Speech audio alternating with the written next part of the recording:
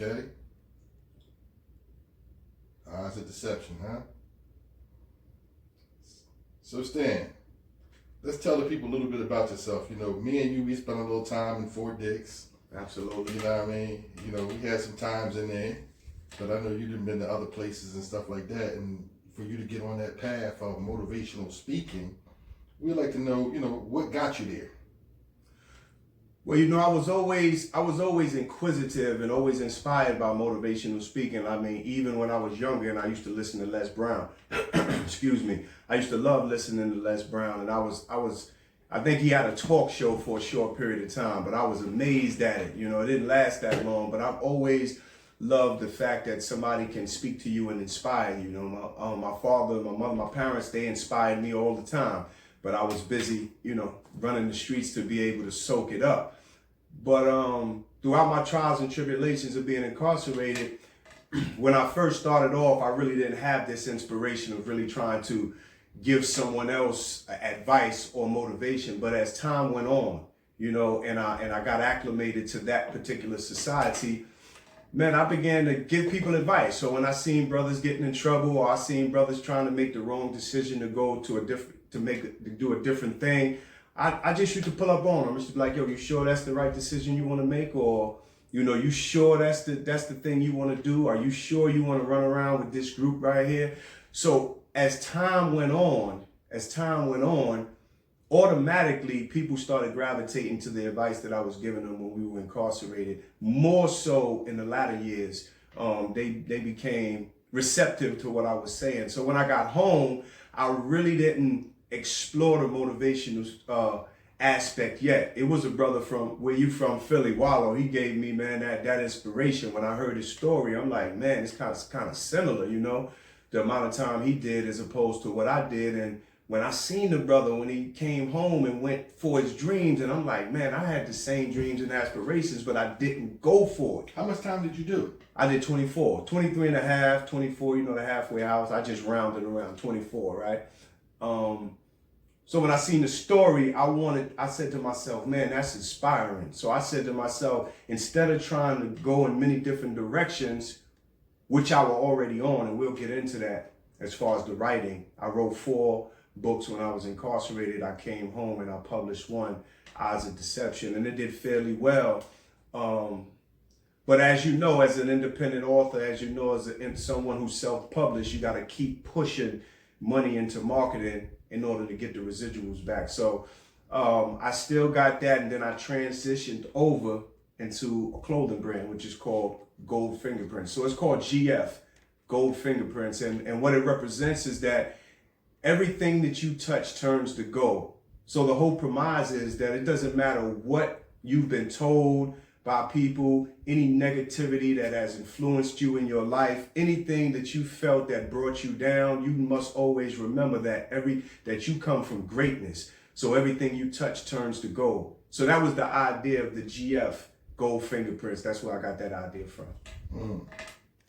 So in your 24 years, did you start in the USP, started in the medium, you started in low? Where'd you start at? I started in Lewisburg back in the 90s. I think it was 96, 97. I can't remember the exact time. But yeah, that's where I started from, and I went to several different institutions after that. So I started there, and I'm glad you asked me that question, because that was one of the first places that I said to myself, the moment I got in there, I said to myself, man, either I'm going to be this so-called tough guy that I thought I was, or that I was trying to portray in the streets, or I'm going to try to change my life. I'm going to go in a different direction. So I was going to the law library. I was going to the library. I was reading a lot of different books. I mean, it didn't take me long. And that's not knocking anybody else. It didn't take me long to realize that, listen, I got to make a decision whether I'm going to change my way of thinking, change the way I move, because one day we're going to be let out of here, or I'm going to still do the things that I was doing that got me there. And I made the transition right then and there to say, listen, man, this is not the environment where I want to just blend in, and make it. I want to be more than where I was, because I had to take a stock of what happened to me, because I was really raised in a middle-class family, so my mother and father worked so hard the way I lived my life wasn't the way that they raised me. So I had to take stock of those two dynamics, the way they raised me to be respectful, to work hard, to go after your dreams, to save, to invest, as opposed to running the streets, wanting to fit in and trying to, destroy the community, basically. Be a part of destroying the community from where we came from. So I changed my mind once I got there. That's where I started off. Okay, so where are you from? When I'm from the Bronx, New York, and I grew up in a different place. I grew up in a block called Guy Avenue, Seco Avenue, but I really was, that's where I was raised, but I grew up on a block called Murdoch.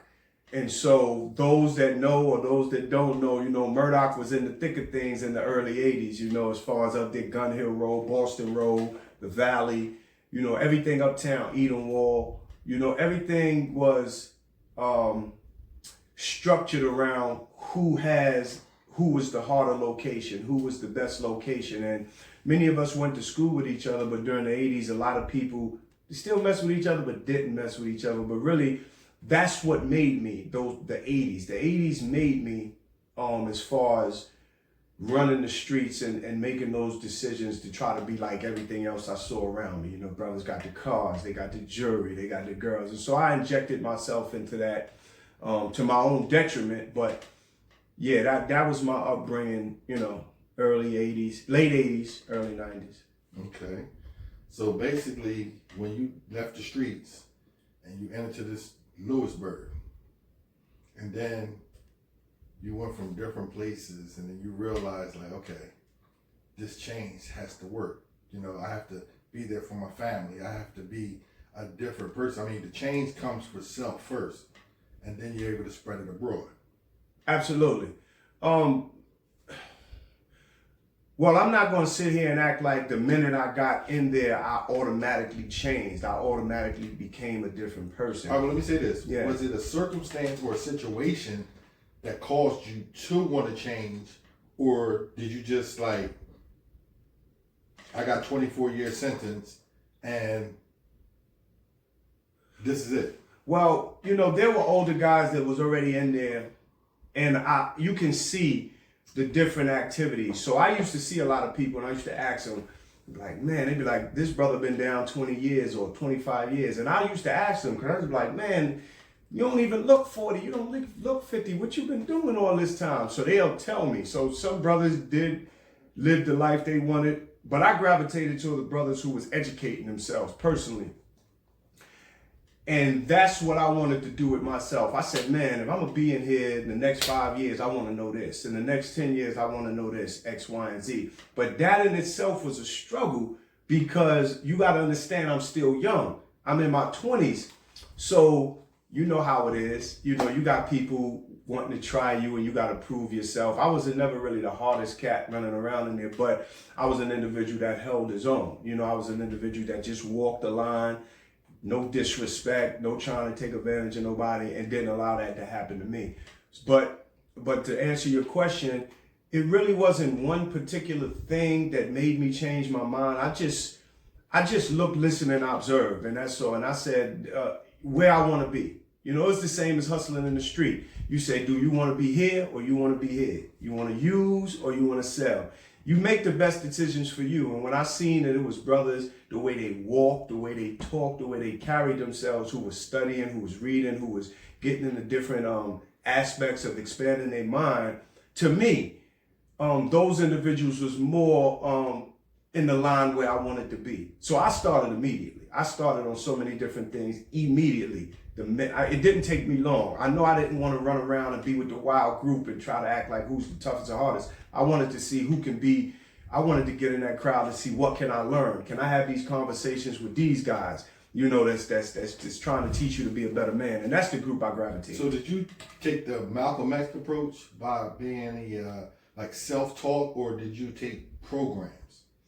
I did a little bit of both, and I read the Malcolm X autobiography, and it was an excellent book. I did a hybrid.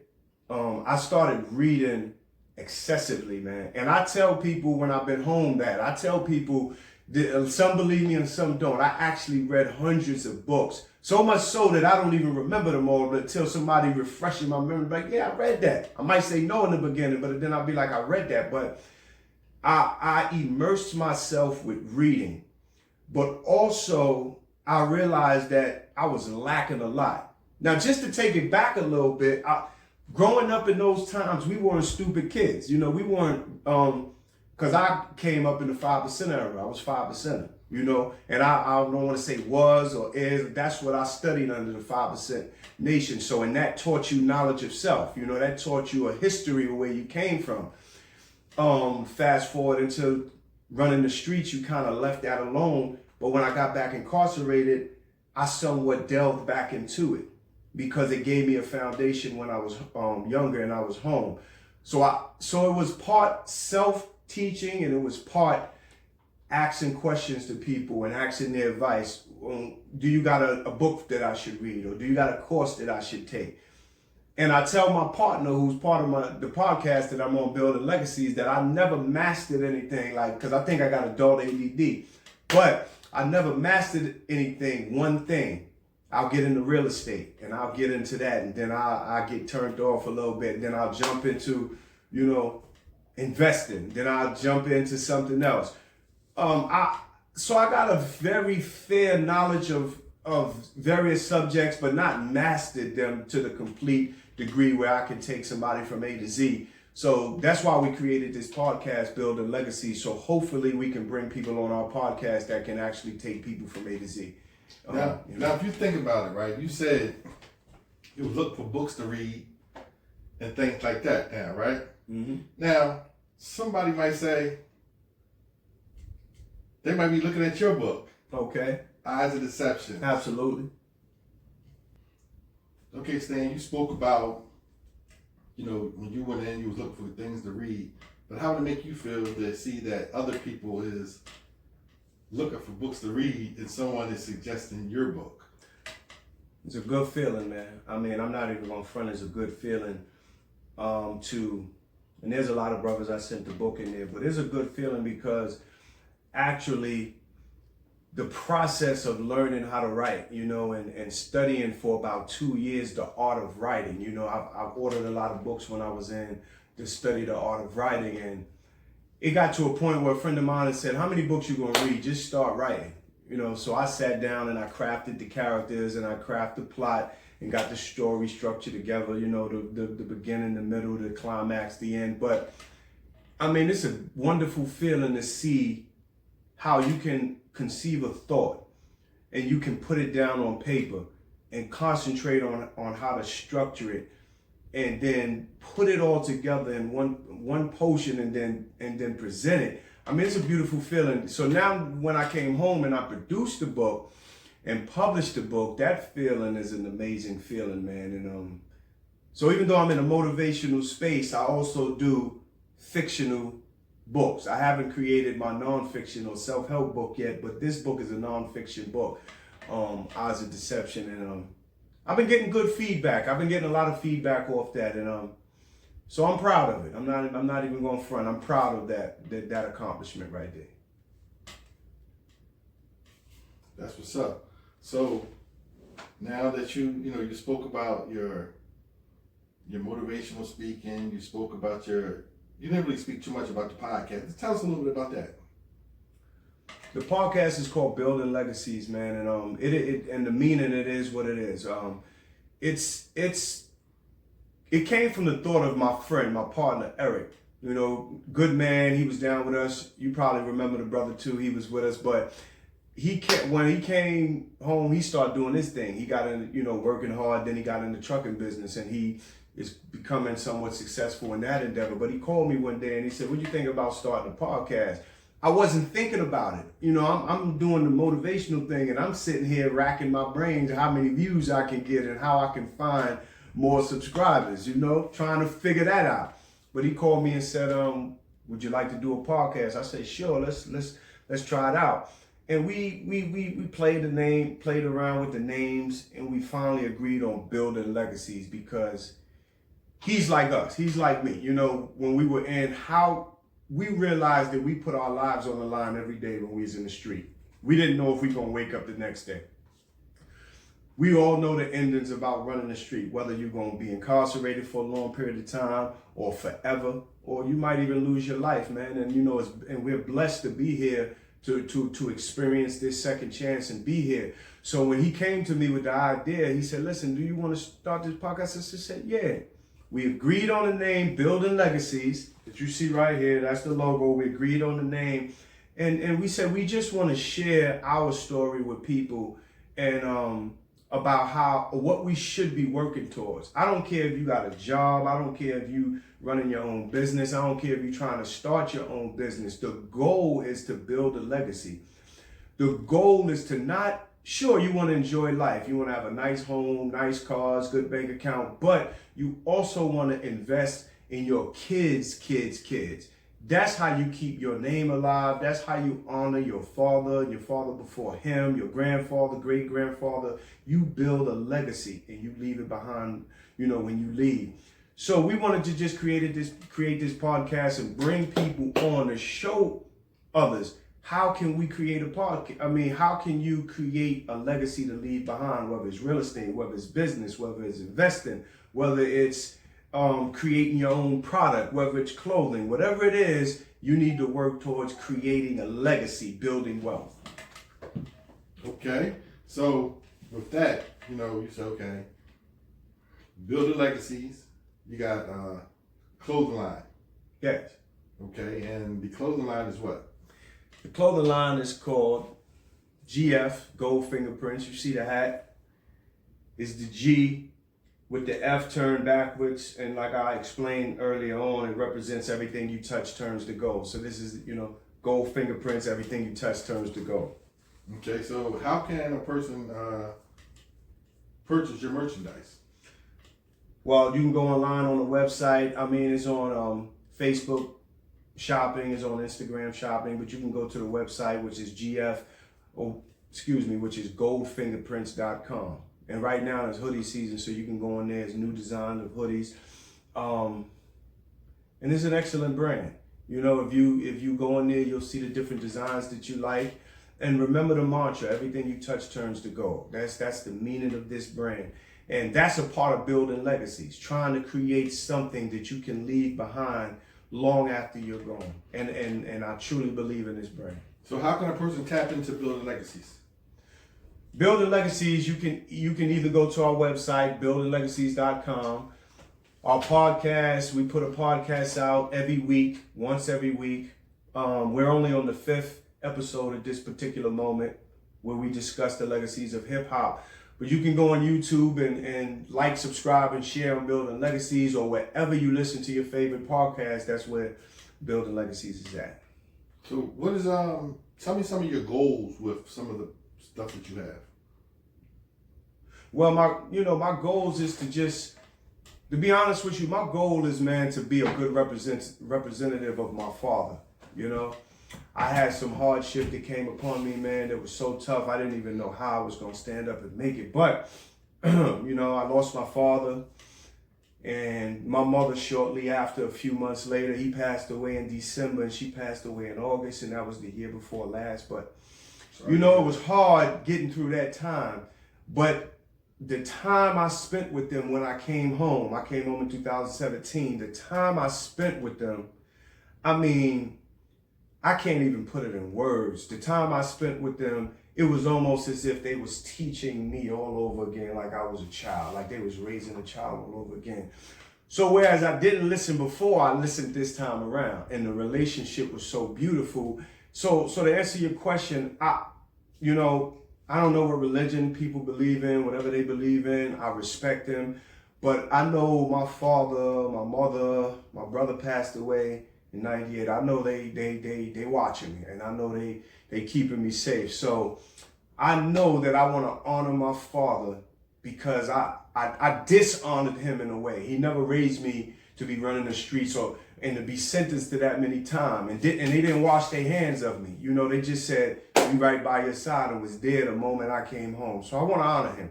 So that's basically what I'm doing. I want to support my family, of course, but my whole goal is to keep the Gaillard name alive and also honor the man that taught me everything I know. Okay. And with the motivation And woman, my mother. So do you look to do more writing? Do you look to do more speaking? You know, like what is your goal in regards to that? Yeah, so like I said, I wrote 4 books when I was down and when I was away. This is the first published. I'm almost finished the second book, which is a psychological thriller with the same detective that's in this book, Demetrius Blaine. And at the same time, I'm working on a book that I'm almost finished. I said it before, and it's called 30 Daily Affirmations That'll Change Your Life. I'm almost finished with that, and I'm working on the next self-help book. So my goal right now, because I'm new in the space of motivational speaking, I used the last year and a half to put out motivational videos to get recognized.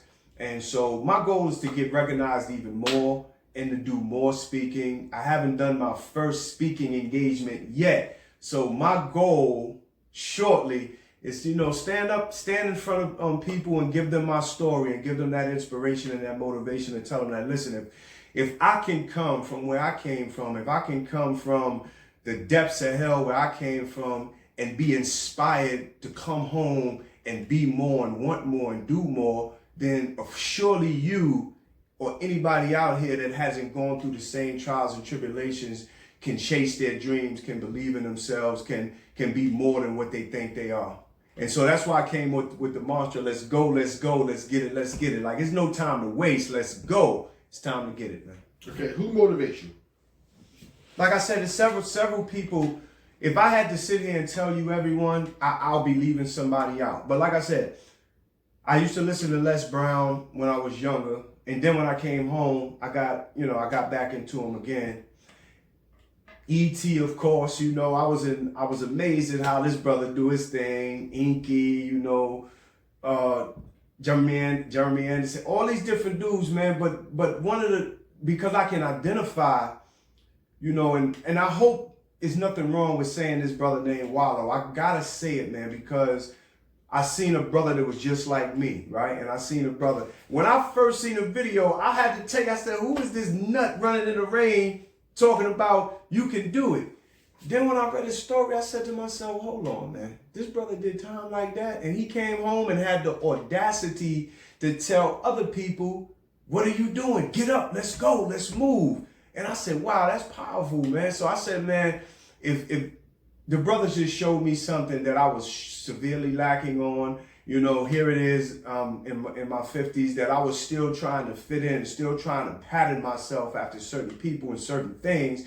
And there's a friend of mine called Half. He got a following himself on Instagram. His name is the Gotham City God. He told me, listen, man, you got to be you.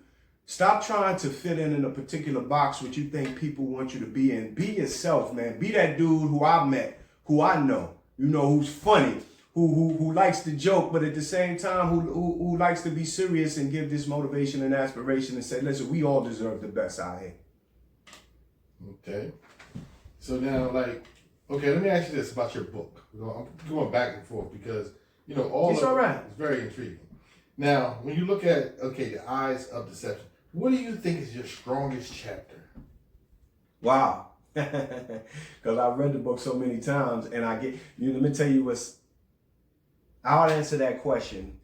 I had to learn to have tough skin. I'm going to tell you that because the people that love you the most is going to tell you the truth. You know what I mean? I had to redo some things, rewrite it. But the strongest chapter in this book, this book is full of twists and turns, man. From the moment you pick up the book, it's action-packed and it's full of